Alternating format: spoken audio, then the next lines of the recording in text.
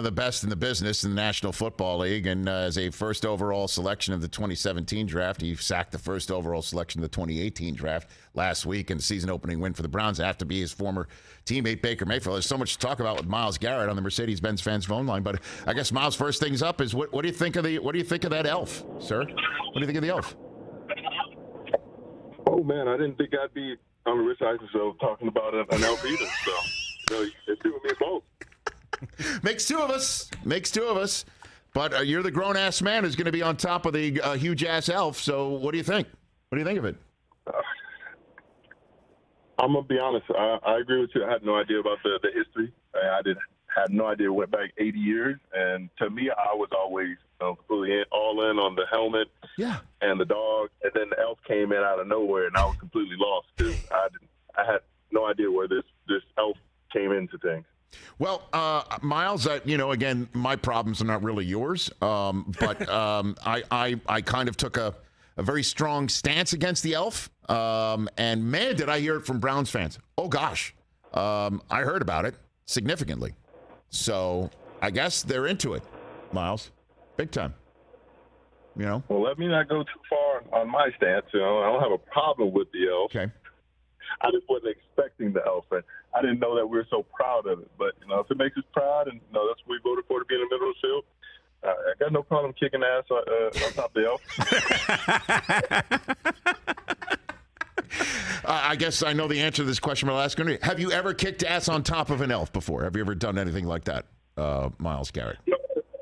No, sir, but it's the first time for everything. Yes, it is. Yes, it is. So I guess, all right, let's get down to the football. So what was your takeaway from the week 1 win in Carolina for you? On defense, we looked very, very talented, very athletic. We had a couple of minor mistakes that turned into big plays for their offense, but for the most part, we were doing very well in containing their offense, containing Baker and McCaffrey, and we got to make sure that we're lasered in at all times, because those couple plays brought them back into the game. But the offense did know what they were supposed to do, and gave us a good lead. Special teams look good. Word to Mike Priest. But us as a defense, we have a lot of potential, and if we're focused in, we could have held them to maybe under 100 yards total.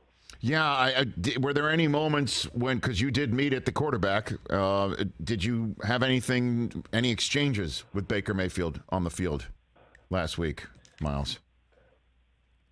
No exchanges other than before and after the game. Told him to have a good game, good luck to him, and after the game, said he had a good one. So wish you the best. Right. So that was basically it. Just a chit chat before game. Nothing in the middle of it. Nothing like when after you sacked him a couple times. I remember I blasted him on one play, and he got up and he actually completed the pass. And I looked back and I was like, nice throw. And so I was back there with him. And I guess he took that as an opportunity to hurry up and get on the line. I was like, this son of a gun. So I'm running back to get in position. They're about to start a new play. And I was like, of course he'd use that against me. Oh, so you actually were trying to compliment him, and he used you taking a second to do so against you to try and hurry up another snap. That's what you're saying? He did. You got to. It was a smart heads-up play by him, but now I know for next time. I was about to say, you got to respect that a little bit deep down, right? You got to respect that a little bit. No? Yeah, I do. Okay. He's a smart guy. I'd probably do the same thing if I was, having someone rush down my back end. Okay, very good. Are you aware the last time the Cleveland Browns started 2-0, Myles Garrett? Do you know that number?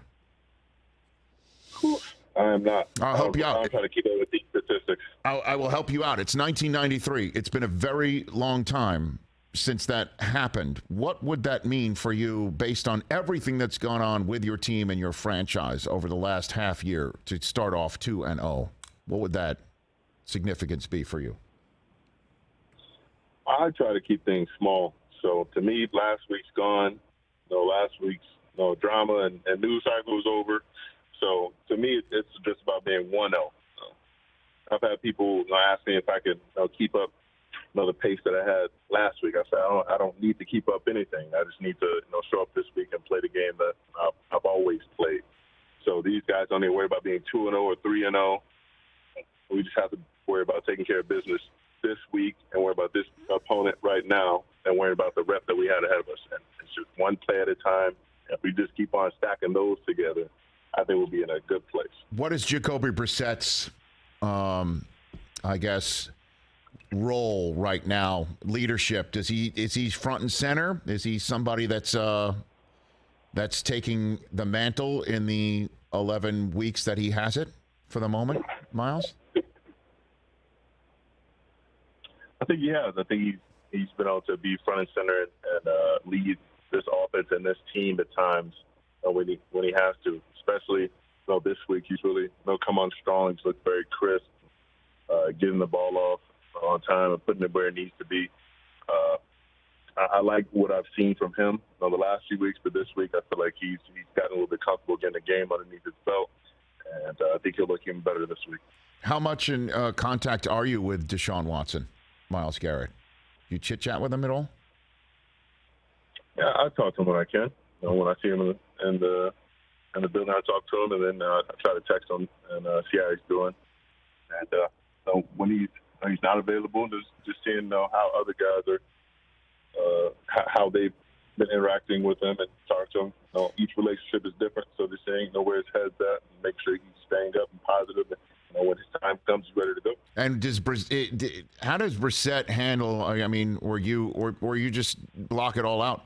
The concept that you hear, well, you got to get Jimmy Garoppolo, right? You got to get somebody else. That Brissett is not going to be the guy for 11 weeks. You need that help. What happens there when that filters into the conversation?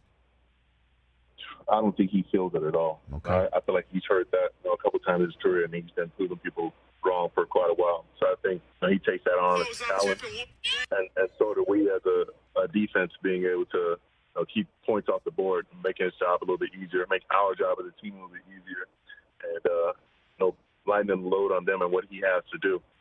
And I think we're going to put our team in position to win, and favorable positions and field positions so that he can put some easy points on the board. Myles Garrett here on the Rich Eisen Show, and the few minutes left here with him on the Friday before taking on the Jets on top of a huge-ass elf to kick off the home schedule for the Cleveland Browns. How's that for a reset? Do you like that reset right there? That's a radio reset right there. Do you like that? Great. Thank you, sir. I appreciate that. I'll take any compliments from you because I'm sure you throw them around like manhole covers for some people. Hey, what would it, so you said you like to keep it simple. You don't think, about stacking week on top of week on top of week. You just take it one at a time. But Defensive Player of the Year, you have that ability. It's obvious. Everyone throws you in that mix. What do you think about that very often? What would it mean for you to win that award in this NFL? Myles Garrett. I think it'd be a dream come true for me. Something I've wanted to achieve since I've been a football player when I started in high school. But I know that greatness takes consistency, and breaking down consistency is just doing it one at a time, the same way each time.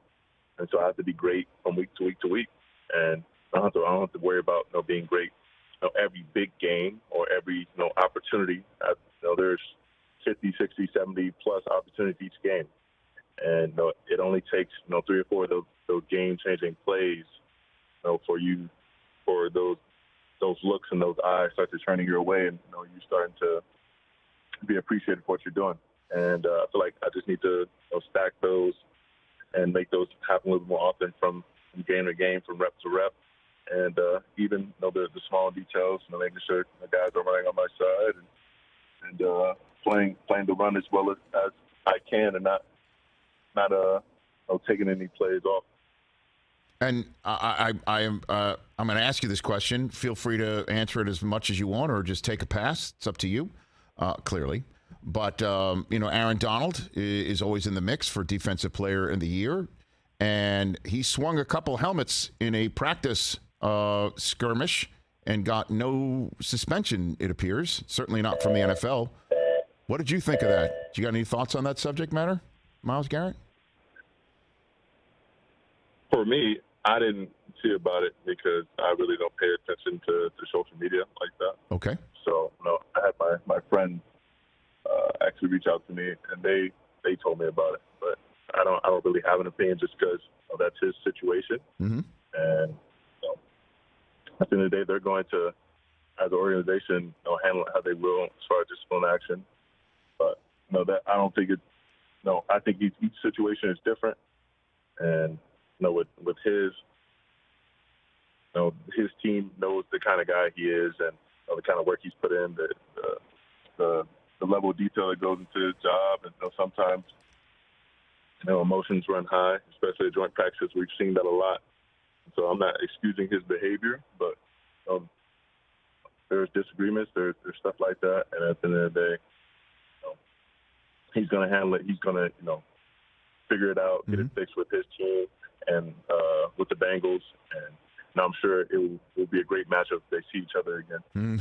I bet since it would probably most likely be in the Super Bowl, but you have your own 2 cents on that subject matter. How far do you think the Browns can go before I send you on to your Friday? Myles Garrett, give me your 2 cents on that subject.